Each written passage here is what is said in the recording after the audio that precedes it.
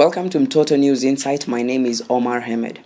The World Immunization Week began on April 24th to April the 30th as the world marks this aimed at raising awareness and promoting use of vaccines that protect human beings from diseases and death. Anne Wambui with more.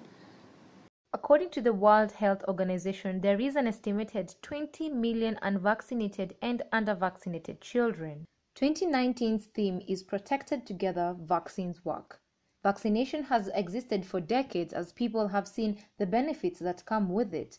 It has always been sensitized that pregnant women should deliver in health facilities to access some of these vaccinations like polio and BCG during childbirth. The immunization week comes 2 months after there was a cholera outbreak during Cyclone Idai in Mozambique, where young children were most affected. In Kenya, Shankol oral cholera vaccine is administered to patients and children and has proven to be very effective. A week ago, patients were admitted in Kajiado County after a cholera outbreak, and with the rain settling in, children are at a greater risk because of the water and foods. The World Immunization Week kicked off with Malawi receiving the first ever child malaria vaccine on the 24th of April, as Kenya and Ghana are wait to follow. For Mtoto News, I am Anne Wambui. Over 360,000 children in Kenya, Malawi, and Ghana will start receiving the world's first malaria vaccine as part of a large-scale pilot project by the World Health Organization. Dennis Njoroge with more. Malawi has started vaccinating children under 2 years of age, and Kenya and Ghana will begin using the world's first malaria vaccine in the coming weeks. Over 360 children a year in the 3 African countries will receive the vaccine as a part of a large-scale pilot project, with health ministries in these countries deciding where it will be used. The vaccine offers partial protection from the disease, with clinical trials finding that the vaccine prevented approximately 4 in 10 malaria cases. Malaria is a parasitic disease transmitted through the bite of a female Anopheles mosquito. It is both preventable and treatable, yet an estimated 435 people die of it each year. Children under the age of 5 are at the greatest risk of its life-threatening complication, and according to the World Health Organization, it claims the life of 1 child every 2 minutes.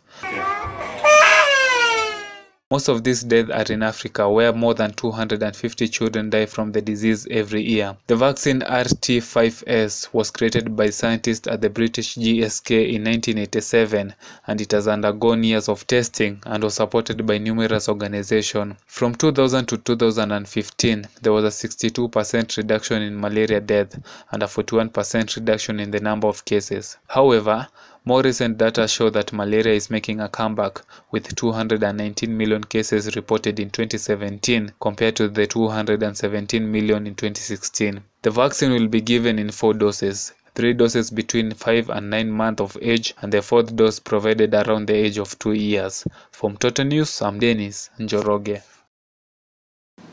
A new report by Kenya Medical Research Institute shows that Homa Bay County tops in counties with highest child mortality.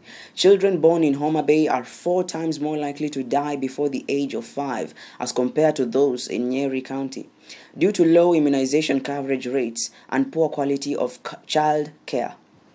The report further shows that death rates continues to remain high in coast, northeastern, eastern, western, and Nyanza regions, with 1 in every 19 children not reaching their 5th birthday. According to KEMRI, the western part of the country remains harsh for the survival of newborns. The research, titled Subnational Variation and Inequalities in Under 5 Mortality in Kenya since 1965, shows that children in Western Kenya die in their formative years because the regions are characterized by high HIV prevalence and intense malaria transmission. Too often, when we discuss the impact that media has on young minds, the discussion gets lost in the numbers instead of the stories of people whose lives are dramatically impacted by the mass media. Like many boys, 11-year-old Vietnamese Minh Viet almost became another victim of media-influenced suicide. Some video games are no longer uniquely entertaining. These violent video games have harmful effects on children, adolescents, some of which have characterized jumping off the roof to their death. An animated program called Superbook helped Min get out of the mindset of these negative games by shifting him away from suicide. This testimony speaks volumes of the power of media in influencing the next generation and educating them more about their purpose in life. Hello everyone, my name is Eliana Jacob Klatingitai. I am Kenya's youngest climate change ambassador. I bring children and the youth an opportunity to participate in an online poll to express views and concerns on all the environmental issues. These will be shared on the worldwide from the Global Declaration on Children's Right to a Healthy Environment. To participate and more details, visit www.voicesofyouth.org or check Mtoto News on Twitter and Facebook to find the link. That's all we had for you today, but for more information you can catch us at our social media platforms at Mtoto News. My name is Omar Hamed.